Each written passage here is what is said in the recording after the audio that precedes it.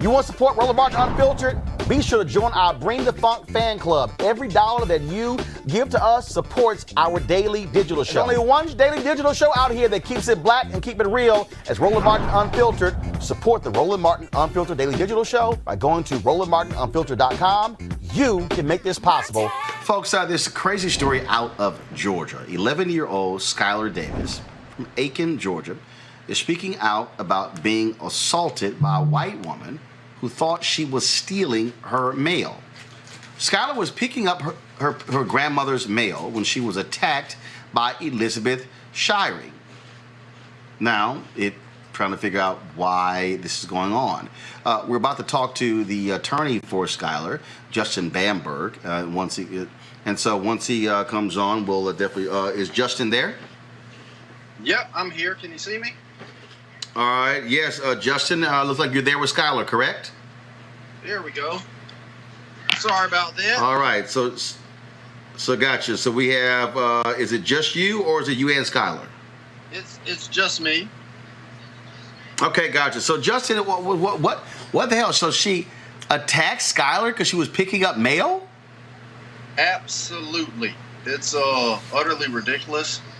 Effectively, man, her grandma asked her to go to the mailbox, and she does. She gets this mail, and literally, this 38-year-old white lady sees this child standing by her mailbox. She instinctively presumes, of course, she has to be a felon, and she stole it. And she rolls up on her and assaults her, man. But see, this is what I keep trying to tell people. We're operating in this space where white folks think they can just do whatever to black people and no repercussions. Yeah, that's a very, very big problem. To make matters worse, Roland, after she realized that this girl was completely innocent, she offered her cookies. I've seen some people refer to her as the Cookie Monster. I think people just need to realize they don't run the world. They're not God. And they need to quit prejudging people. We've seen you can't dog while black.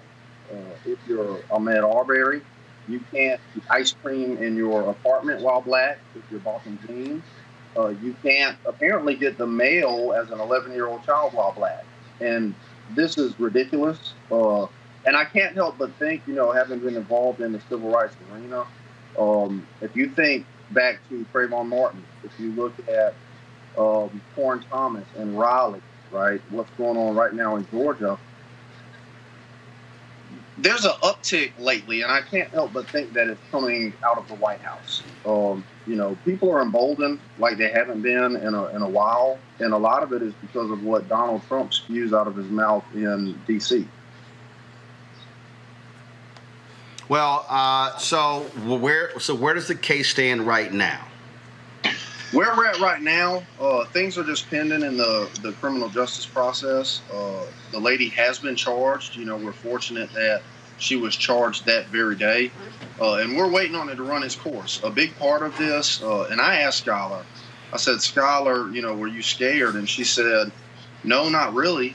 You have two choices you can make. You can be afraid, and that leads to fear, and you run, or you can face your fears and rise above. So a big part of her standing up is literally to let the world know that at 11 years old, she understands that this is not right, but she's not going to let this defeat her. She's a straight A student, Roland. She's a part of the Duke TIP program. She shouldn't have been attacked, but she's not going to let it beat her. And I hope this woman, this criminal who assaulted her, is embarrassed. I hope that it's uncomfortable for her, because we've got to start making examples out of people who cross the line, who judge minorities, right? Even if you don't kill them, right? In this instance, this is an assault, but nonetheless, an injustice is an injustice. All right, Attorney Justin Bamberg. We surely appreciate it, man. Thanks a lot. Keep us updated on this case. Absolutely, and 06 to you, Roland.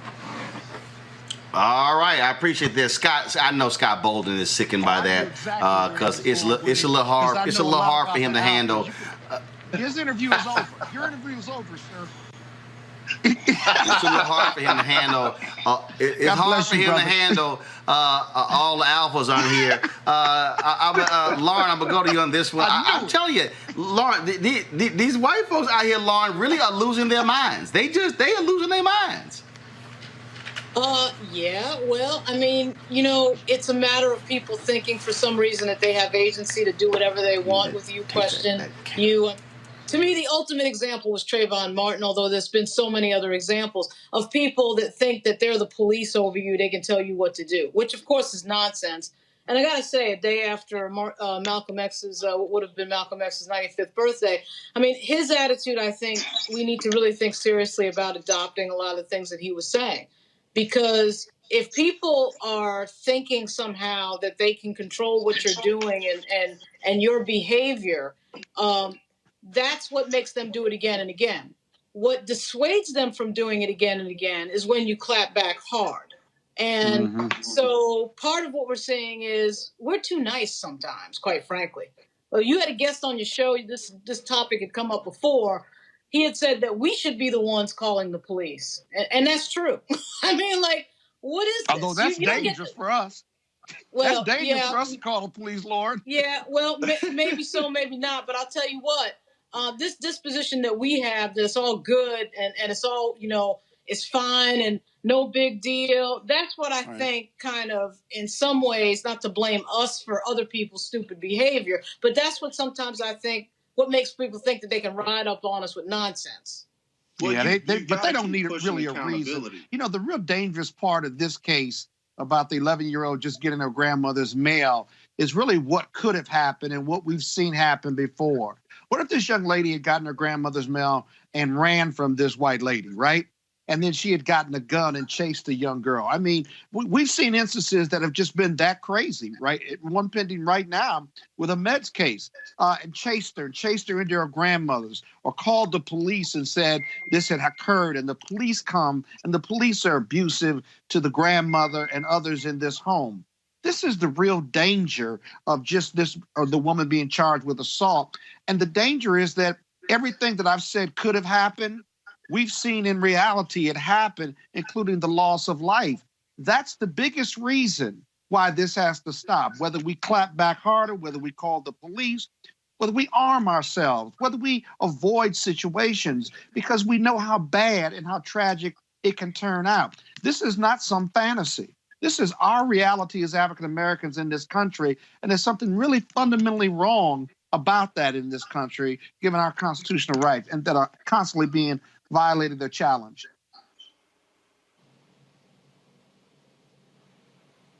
Well, one thing I think's really important here when you mention fighting back is even sometimes, if you look to the case of Brian Hayward, for example, he was shot by a Charleston County deputy. That is a case that myself and Chris Stewart handled.